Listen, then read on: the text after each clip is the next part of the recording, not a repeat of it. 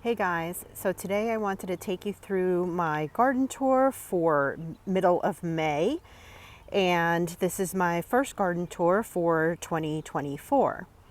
Now the first thing here is these iris, which I had picked up on the side of the road, and someone had put them in a box and they were giving them away. So this is the first year I saw them flower, and I do think they're quite pretty. I don't know the variety, but they are very, very pretty. I really like the coloring on them. So happy that they did really well. Then we have the catmint here, and they are budding up, and they should be flowering quite soon. This one, for some reason, is much smaller than that one. They were both pretty big and the same size, but not sure what happened there. This is a very short peony, and I absolutely do love this one. So this one is getting ready to burst. Then we've got a bunch of things here that are not flowering yet, but will be probably in a couple of weeks, maybe closer to summer. Down here, I've got some penstemon. It's a very short variety, but it's starting to put out a lot of little buds. And I do wish this would actually get a little bigger, but it hasn't put on that much growth. And not sure if I want to clump them a little closer together just to make a bigger impact. Back here is my lavender, and I moved it from where it was last year, and it does seem to be recovering. Over here is the delphinium, and they are sending out the buds, and these will be blooming also in several weeks. I'm really looking forward to them. I'm so happy they came back. Back here, I have a ton of cone flowers. I was going to move them, but then decided that I'll just keep them here this year. From my indoor seed starting, I put in a bunch of Rudbeckia Sahara in here. They are looking much better now, so hopefully they will put on some nice growth. So moving on down here, these are the rose campion, so we'll see those bloom later on. This is a Heather Kramer's red. It's doing okay, but I think it was extremely root bound when I put it in the ground. I really should have checked the can and taken it out to make sure that it was healthy, but you know, it was not.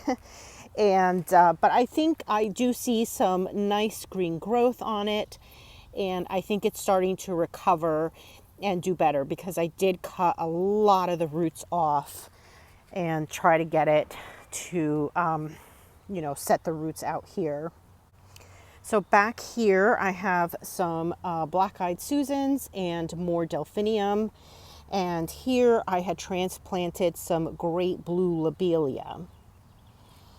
This is a sedum autumn joy, and it looks like it's not doing well, like it's got something weird going on with it.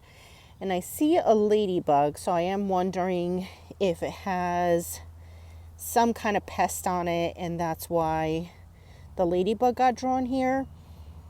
I'm very happy to see the ladybug, because I actually had placed some in the garden last year, and I'm seeing the occasional ladybug here and there, so clearly I was able to keep a few. Right behind here is bee balm, and it's not the greatest place for it because I've got the weeping cherry, and these are going to get very, very tall, so they're going to compete with the tree. But I didn't pull them out, but I'll cut them back later on after they bloom. Over here, I transplanted a lot of my snow-capped daisies. I took out a ton of yarrow. I did leave a little patch here because I have struggled with it with either the bunnies or the deer eating it. I suspect that it is the bunnies eating it.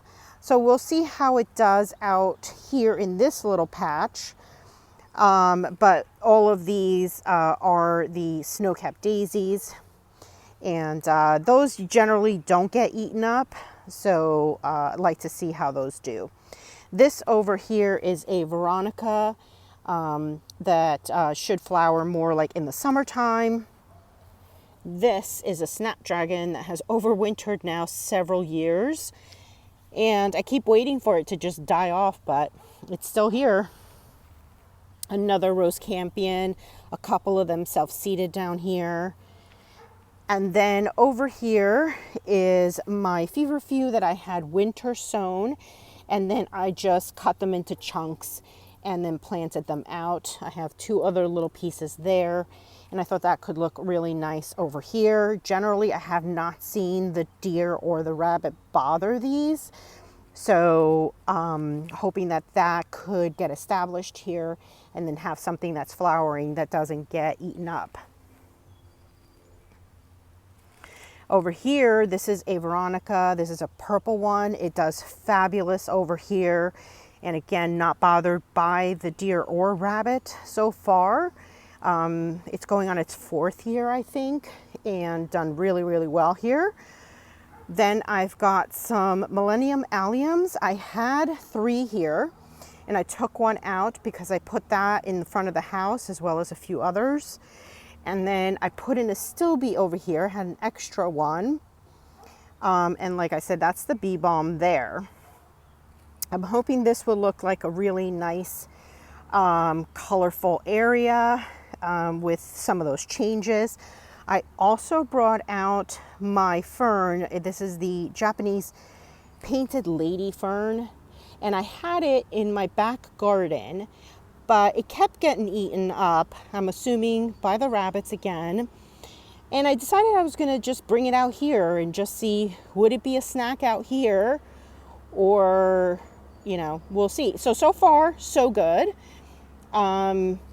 Just waiting to see. It still could end up being a snack, but it's done really, really well. And it's been here now for about 3 weeks, I think.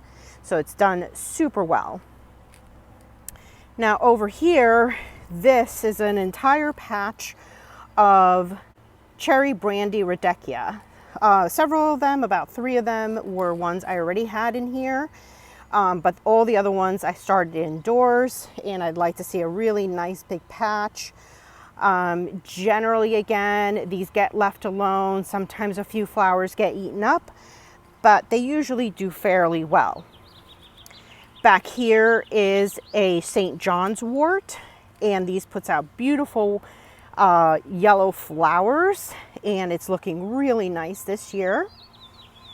And then I've got a few alliums dotted around, and I'm very happy that they actually have flowered because some of the leaves did get eaten up by the bunnies. Alliums are not supposed to be eaten up by deer or rabbit, but here they just eat anything when it is early in the season and there's not a whole lot of food for them. So glad to see that I have just a few dotted in here, and they look so pretty. Then over here, I've got a ton of Agastache, and these are a mix. I have some purple ones and some white ones mixed in, and I put them way out in the border, even though they do get very tall. I kind of consider this the back side, and this other part is my front side, even though that's inside the garden. I like looking at it from this direction. That's the street, and I kind of want to just cover that. But the Agastache, I think, has been sort of also helping with the deer not coming in here or not finding it just yet because of the scent of the Agastache, including having a columbine in here, and it's looking absolutely gorgeous, this columbine. And you know, I usually have the leaves that are all eaten up by now, but they're looking absolutely beautiful. So moving back here, I just wanted to show you that I do have this hairy beer tongue, which is a native. I had planted it here and it kind of didn't do anything last year, but now it's put on some really nice growth. And I think I have possibly one over there. And I believe these could be that same plant. This one definitely is. I don't think this one is. I don't know what this is, but this is definitely one. So this peony is humongous. And I was thinking of possibly dividing it this fall. And maybe one of my neighbors might want the division of this. I don't really have anywhere else in the garden to put it. And it is kind of starting to grow out of this space a little bit. So yeah, I might take a little division, but the flowers are looking so beautiful. Now the flower did look like a much brighter pink, neon almost. And then as it starts to open up and age, it gets even lighter and lighter. And lastly, over in this bed, I've got some foxgloves and they are all budding up. I'm not quite sure what color these are, but we shall see when they bloom. These are little blue stem grasses. One of them seems to be dying out. I did transplant it from a different spot in this bed, but I may need to replace that one. This front area of my house, I reworked completely, and I'm still not done and probably need something like right at the front border that is a perennial. The back are 3 boxwoods, and I actually trimmed those back about a month ago maybe, and they've put on so much growth. So I'll have to trim them back again as well. But the Millennium Alliums that I transplanted here are looking absolutely beautiful. They took so well, didn't miss a beat. Then I've got some Rose Campion that is coming in and starting to shoot up, which then soon they'll be budding up as well. And then over here I had an extra piece of the St. John's wort, and I had moved it over here, and it seems to like its life over here. So this is where hopefully it will get established. Now in this section here, I really want to put a bunch of Russian sage. So these will probably come out possibly. These are the snow-capped daisies, and perhaps these could go in the front over here. And then I've got a lot of Rose Campion that's self-seeded right here. So I would move those somewhere else in the garden. These won't bloom this year. These I think will not bloom till next year. And then those are just Agastaches, but I have nowhere to put them, so they're just gonna have to go. But I think this could look really nice with a bunch of Russian sage in here. On this side of the house, we had 2 giant hollies, and we took them out because they were just infested with scale. And every year, you know, rather than keep fighting it and treating it, and it just keeps getting eaten up by scale, I just decided to pull them out. So I brought over some lace cap hydrangeas. I had some extra ones that I had around the garden, and this is what I'm going to have here for now. They're kind of sparse, but I think over time they will fill in. And this one, I hope it will put on some height because I really want it to hide that hose, and that white pipe, I'm thinking of painting that black. And then I surrounded that with a bunch of foxgloves in the front and a little bit in the back. And then this is an azalea, a reblooming azalea that I bought last year. And I think it got eaten by probably the deer, the rabbit, whatever. It was in a different part of the garden. And it just died down, but it's finally coming back. Once I put it over here, it seems to be really reviving, and I was planning on pulling it out and replacing with something else, but now I'm seeing a lot of growth on it, so I'm going to leave that alone. And then here's some of the ajuga as well that I moved over from another part of my garden. So I'm looking forward to this area just, you know, getting more lush and filling in this space. And the only bad part, I guess, of that is that there's nothing evergreen here. And I think that's my challenge and why I was thinking of replacing this particular azalea and putting something like a cryptomeria. But the cryptomeria also suffers from scale. And this area, I'm just afraid that there may be some scale left, and it might take a while before we can make sure that they're not here anymore. But I would like maybe something evergreen in the center. So this area here, I had enclosed with chicken wire and some deer fencing, and it's where I usually put my winter sowing and my dahlias. But I always had issues with the deer reaching in and eating my plants. So this year we decided we were going to put a fence around it. And this is a Vego fence. This is different than the one I have in my veggie garden. This particular one has posts that connects the two panels. And it was super easy because you just have to put the post in and just get it down into the ground. And it is pretty secure, I have to say, especially for such a long length. And I'll take you around the corner so you can see how long of a length that is. But you can also turn any of the panels into a gate by adding this specific post.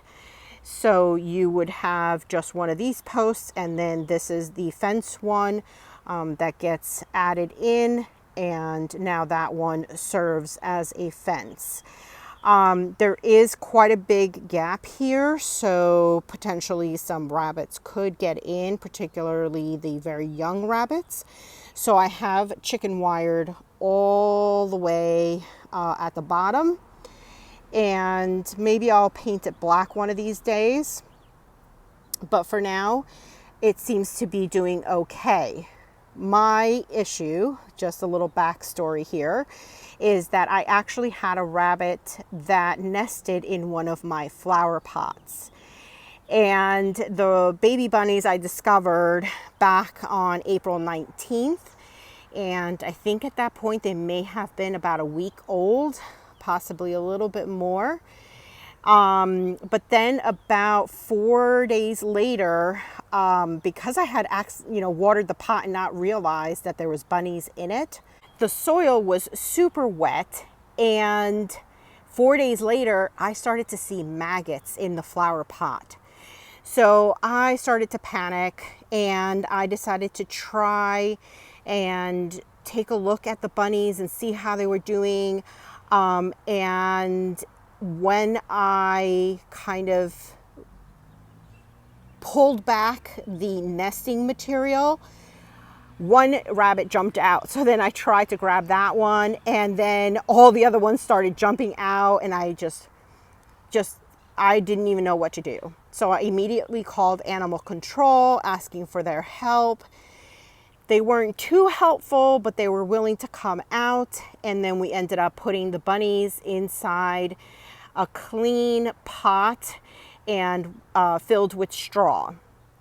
And then we put it right near where the original nest had been.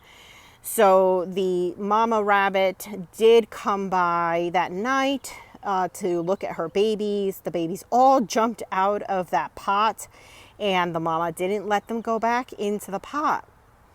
But those babies were small enough that they squoze through that chicken wire. And so for several weeks, they lived in those boxwoods.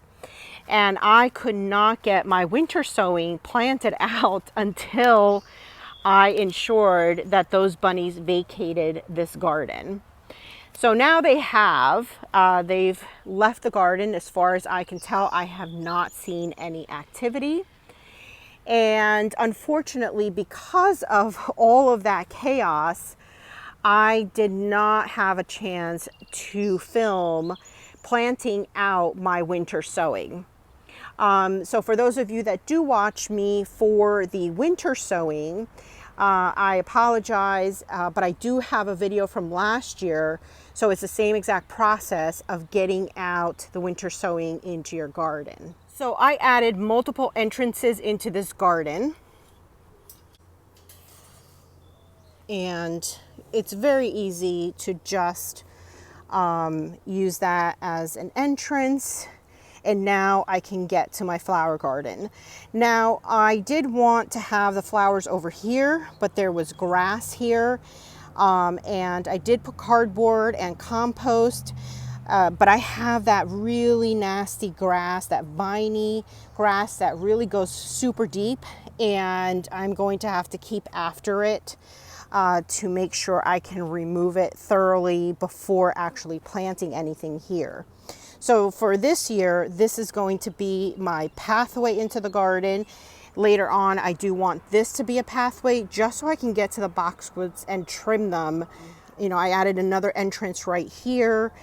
And I don't know if this will be sort of my primary entrance, but I tend to use that one a lot more. And this will be another entrance that I have. So this is another access point for me.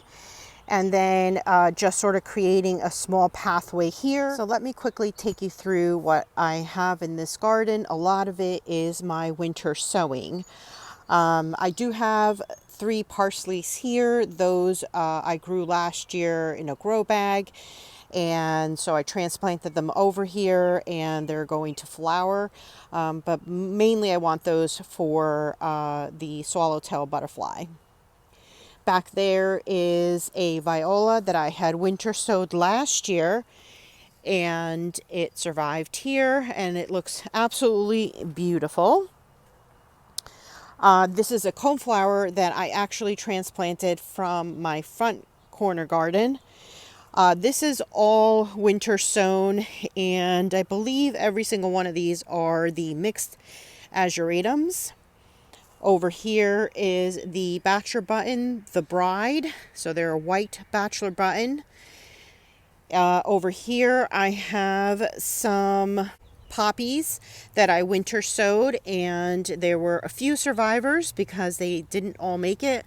Not sure if that one's going to make it, but the rest of them are looking pretty good. Then I have a few more coneflowers scattered about. That is another viola, but that one seems to have self-seeded here. Don't know how, because I never grew a yellow one or had a yellow one, but that's what we have now. And then these are all snapdragons, but these I actually grew indoors because I have tried winter sowing with the snapdragons and they're just never tall enough or sturdy enough. So this year I grew them indoors, but they got super, super tall before I can get them out in the garden. They got really root bound, and I just hope that they'll survive the transplant, or most of them will. I do have to add some gomphrena. I don't think I can add it here because this is not full sun. It is part shade. So I'll probably come in here with something. I don't know what.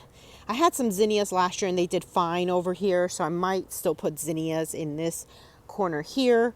Back here, I'm going to put my dahlias, but I'm not doing them in the ground. I will put them in grow bags. That way there is something heavy here you know, to kill off the grass. I'm also going to mulch this area, again, giving it some weight and making sure that that grass dies over this season. And then over here I have some scabiosa, probably too many in one spot, but that's okay. There are some tall verbena that I just dotted around, and these are two of them here. The back row is all of the different straw flowers, all different colors. I tried to get a mix. I didn't want just clumps of each color. And then same thing with the snapdragons, just different colors with the verbena dotted in between some of the snapdragons. I intended to put some gomphrena and celosia in here as well, but it's getting a little tight with the path. I might still dot a few in, but I definitely grew more than I can really plant in this space, and I don't have anywhere else to put it because the deer and the rabbit will eat it. But this is some more scabiosa here. And yeah, that's pretty much it for this little section here. These viburnums, the double file viburnums, are looking absolutely spectacular this time of year. And every year I feel like they're getting so much better and really putting on that gorgeous show of just the flowers kind of frosted on top of each of the stems. I absolutely love this. And then the red bud is looking better every year as well, and putting on more growth and more leaves. So I'm looking forward to this getting better every year. I love that red leaf in this garden. Now, these deck stairs were redone last fall, and I am so happy with how they came out, because I have wanted to put like just a trail of flowers up and down this section. Now, this is where the bunny had used one pot. It was a huge pot, so I don't have that here anymore. It's kind of as big as this one, and where it nested its bunnies. So lesson learned, I'm not going to have any huge pots other than these two, and they will always be caged up so that the bunny cannot get in here and try to nest in any of these pots again. But up here I have geraniums that I grew indoors. I did do a little video of me seeding those geraniums and growing them indoors, but I haven't given updates, and they all did fantastic. The transplants aren't as good. I didn't harden them off as well as I should have, and so some of them are suffering a little bit. I may need to sort of bunch these together. They're a little sparse, but we'll see how they grow in. Yeah, we'll see. But over here, I'm not sure what I want to do. I know I have some zinnia seeds, the little small variety, like a double flower. I want to add that here, as well as some nasturtium, and I'm not really sure. I think I want to put some forget-me-nots in here. And we'll see what else I end up adding into this area. Now, this is my veggie garden, and this year I've added this arch to the garden, and I'm absolutely loving this arch. It matches my fence, my Vego fence, super well. I'm just not quite satisfied with it, meaning I just don't think it'll last very long. I bought it on Amazon. It is super light, but at the bottom we did add some iron stakes, and the arch is sort of got hollow inside, so we just sort of rested it inside of that peg. So it's pretty secure because of that. And then I also zip tied it. But the one thing that I'm not thrilled with is that I haven't had it out here very long, and it is already rusting. So I am going to hit it with some spray paint to hopefully have it last a few years, because the style I absolutely love and it just matches everything I have, but I don't know about the durability really of it. Now, my Vego fence has held up phenomenally.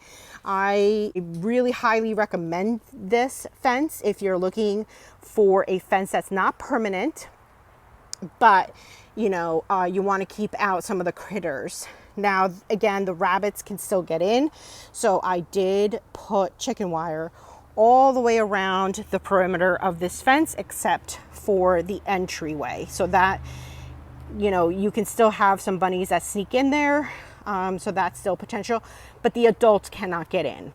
So this area is a work in progress for me still. I dug out this grass over here and I added a clematis that I had way back there and it wasn't doing well, the Nellie Moser, and I'm hoping that it will really like this place and it will just really thrive over here.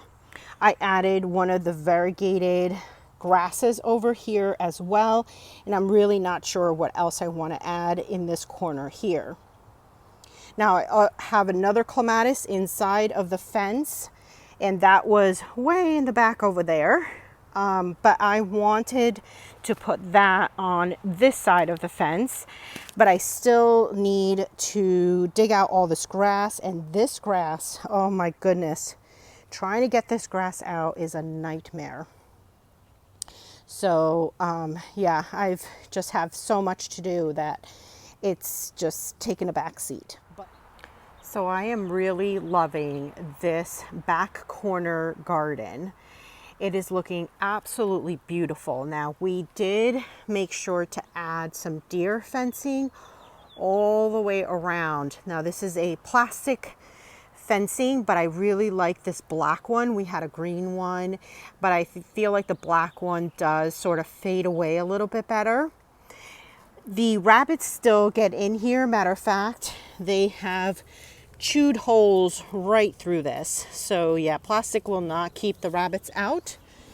But yeah, I really love how this is looking. Back here is a variegated dogwood, and the deer were eating it.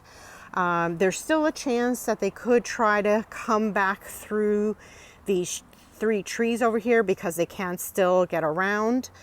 But so far, so good. We haven't had that happen.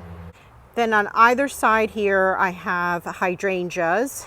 They are a lace cap hydrangea, and they look like they're got a little bit nipped in the spring frost that we had, but I am seeing a lot of buds on them, so I'm really hopeful to get a lot of flowers this year.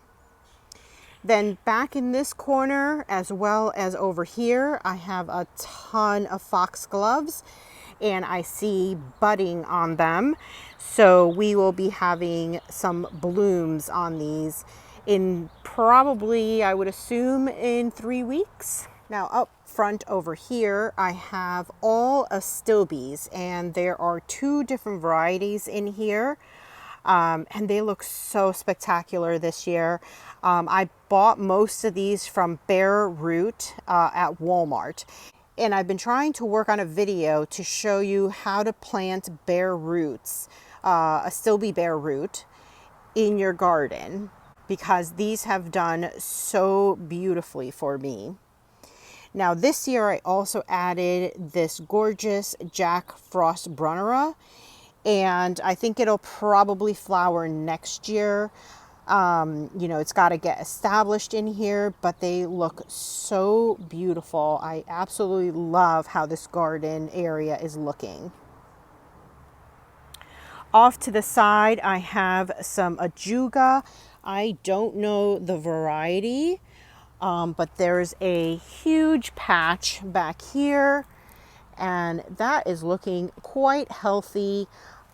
May need to divide it and move it around a little bit because this one is getting pretty wild. Then I also purchased this carex, and I love it because it is variegated, and I just love in this garden this white variegation in here. Moving to this back corner, I did buy another ajuga, and this one has some purple with some white variegated leaves. Again, I really love the white variegation in here. So I did cover this just to be sure that the rabbits don't try to eat it and it could have some time to get established. This is an astilbe that I purchased quite a few years back, and it's got these beautiful cascading feathery flowers. And I've been wanting to divide this, but I decided to just leave it alone. And since it's a shorter variety, I decided to also move it closer to the edge of the garden. And back here is an azalea that I've moved from the front of the house. And I'm not quite sure that I actually want to keep this azalea. It's too hot of a color for this part of my garden, and I don't really think I want it anywhere else either. So this might be going out next year, but not really sure what I want to replace it with. And then the last thing in here is the feverfew.